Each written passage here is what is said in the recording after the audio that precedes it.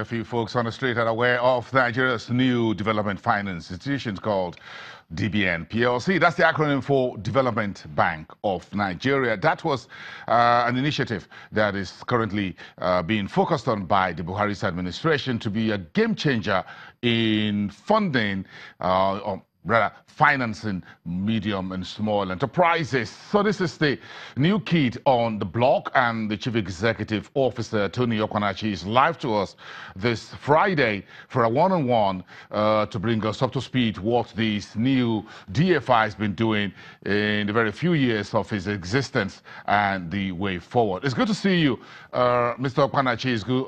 Thank you very much for coming through on the program this morning. Very briefly, give us the highlights of what the key objectives and the focus of this new DFI is all about, and what makes it particularly different from the other DFIs. Thank you, Boasin, for having me here. Development Bank of Nigeria is conceived as a wholesale financial, development finance institution focused strictly on the micro, small, and medium enterprises. The idea is to be able to alleviate the financing constraints faced by that segment. So you set up an institution that's strictly focused on that segment. And our mandate is clearly in three folds. First, we are supposed to provide funding for development, what we call participating financial institutions to on-lend to end borrowers.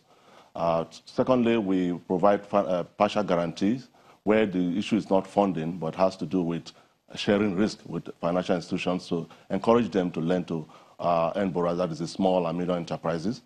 And thirdly, where it's necessary, we are also going to provide technical assistance to the participating financial institutions to ensure that they're encouraged to lend to that segment. The idea is for us to be able to create an environment, essentially make it possible for them to access funding from different sources.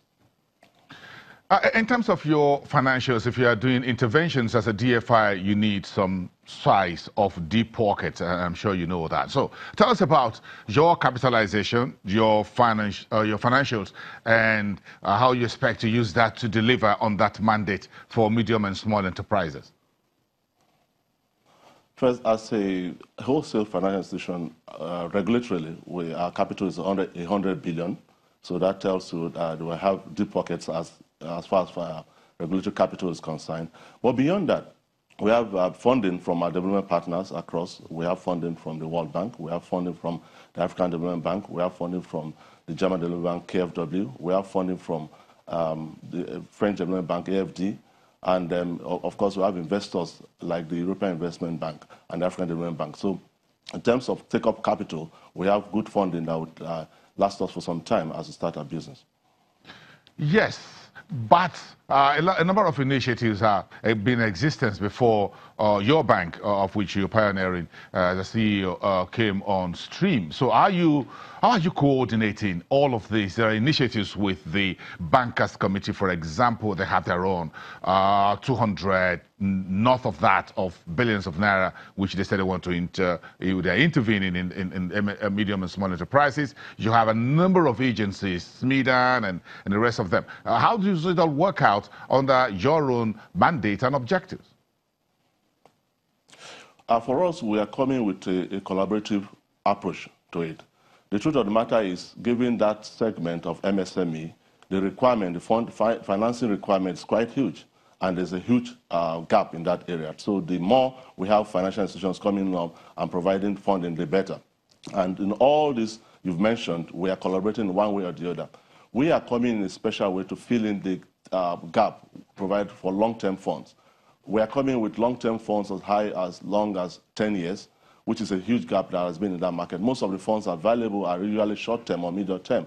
Mostly, hardly you have funds longer than 5 years for that segment.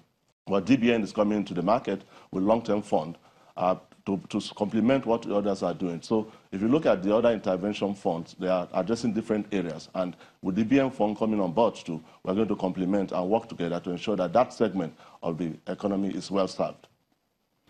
So give us a practical a way in which an MSME can get a loan from Development Bank of Nigeria. How does it work from end to end? Okay. First and foremost, we're a wholesale institution, so we essentially have to walk through participating financial institutions, and this includes commercial banks, microfinance institutions, other DFIs, and other retail DFIs, and other financial institutions. So what the customer has to do is to go to their bank, ask for a DBN loan, and then the bank approaches us with the customer's request and will fund. Now, what we've done so far is to provide lines for banks.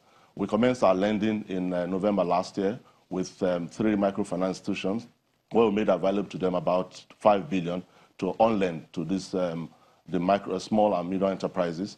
And what we do is we expect them to come with the pipelines of these customers to us and provide funding for them. So all they need to do is go to their banks, ask for DBN loan, and say, look, I want to access DBN loan, because DBN loan provides a longer tenor for repayment. So they can approach their banks, and then banks come to DBN. Now, as we speak, we have onboarded several commercial banks, and the process of onboarding more commercial banks is ongoing. Our plan is that before the end of the year, most of the commercial banks will qualify, meeting our eligibility criteria, will be onboarded, so that we'll be able to lend and be able to spread across the country. At what rate do these monies would eventually cross over from your DFI to the commercial banks to the end users?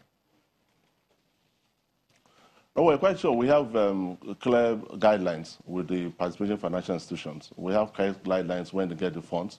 We have clear guidelines when the funds must hit the accounts of the end borrowers. We have clear guidelines on how to track to ensure that these funds get to the end borrowers. Beyond that, we also have guidelines to show clearly a framework that will also monitor the impact of these funds when it gets to the end borrower. For us, we want to see are the development objectives being met, the impact, how is it going to make? So from end to end, I want to see from the disbursement and from the actual utilization of the funds to ensure that the impact set out is being met.